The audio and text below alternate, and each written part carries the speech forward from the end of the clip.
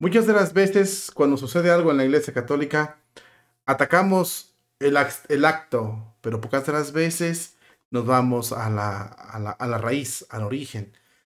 Se ha revelado un estudio donde muestra las causas principales de abuso, de las causas, por qué el clero abusa de los menores.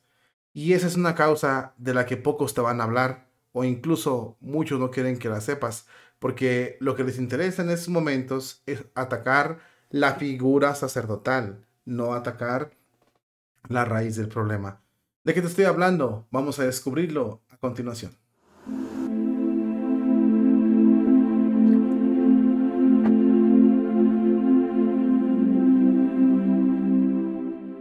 Habemus papam, cardinalem Ratzinger.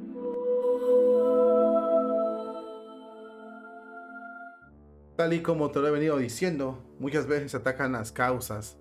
Se atacan las acciones, pero no las causas. No se van al fondo del asunto, a la raíz. Y bueno, pues el día de hoy vamos a mostrarte un estudio, ya que a mucha gente le gusta lo científico. Aparentemente dicen que lo que ellos creen en lo científico. Bueno, pues vamos a mostrarles, por así decirlo, lo que es científico, lo que dicen los estudios. Y curiosamente un estudio ha revelado algo muy importante para los católicos, sobre todo haciendo referencia a las verdaderas causas de por qué se dan los abusos. ¿Por qué son los abusos entre el clero? ¿Qué es lo que cuál es la causa del abuso? Y te vas a llevar las manos a la cabeza, pero es una verdad. Los sacerdotes, ya lo dijimos en el programa del canal mayor Jesús Nazareno 2020, los sacerdotes consumen mucho contenido para adultos. De hecho, desde el seminario consumen mucho ese contenido. Y sus mismos maestros se lo promueven, ¿no? Los maestros, ellos tienen, ya lo vimos en Costa Rica, cómo les estaban promoviendo esto a los propios, a los seminaristas. Lo estaban promoviendo y ellos consumen mucho esto. El contenido que usan para adultos. Por lo tanto, la formación que llevan ellos es difícil. Pero bueno, ya sale maleada, ¿no? Bueno, pues ahora se ha destapado, se ha descubierto que el consumo de estas cosas, de material para adultos, es el que ha causado graves problemas. Y es uno de los primeros factores o que pueden provocar el abuso por parte del clero. Esto es muy importante, mis hermanos en Cristo. El estudio fue, eh, así lo muestra el estudio que realizaron varias organizaciones, entre ellas Stop It Now. También lo informan otros medios importantes que defienden sobre todo la trata de personas y la violencia contra los niños, la violencia sexual incluso contra los niños. Bueno, pues han demostrado en ese estudio que han hecho que el consumo de contenido para adulto es el que lleva como la detonante para que se lleven a cabo ese tipo de abusos. Nos da escalofrío ver esa situación porque, bueno, si es lo que están promoviendo muchos, bueno, pues ahora se está viendo que eso no te lleva a nada bueno y que sin duda alguna desató en los sacerdotes un desorden cuando el sacerdote, aparte de que perdió la fe, se dedica a consumir este tipo de materiales, ¿no?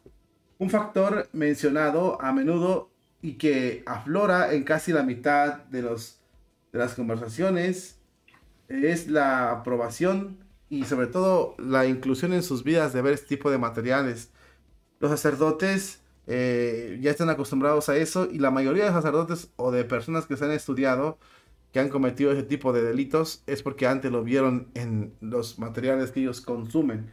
Esto les va programando. Es un estudio donde se aplicaron a más de 146 personas, jóvenes en su mayoría, y se les hizo un estudio donde se les ve que todo el sacerdote que ha cometido ese tipo de errores, que ha cometido ese tipo de crímenes, tiene una alta conectividad con este material que se vende para adultos en redes sociales.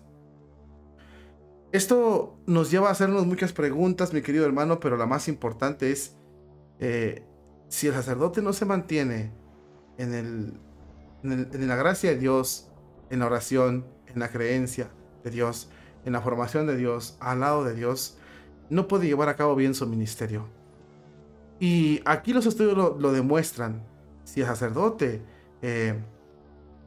tiene ese tipo de comportamientos, es porque los ve en ese material que consumen.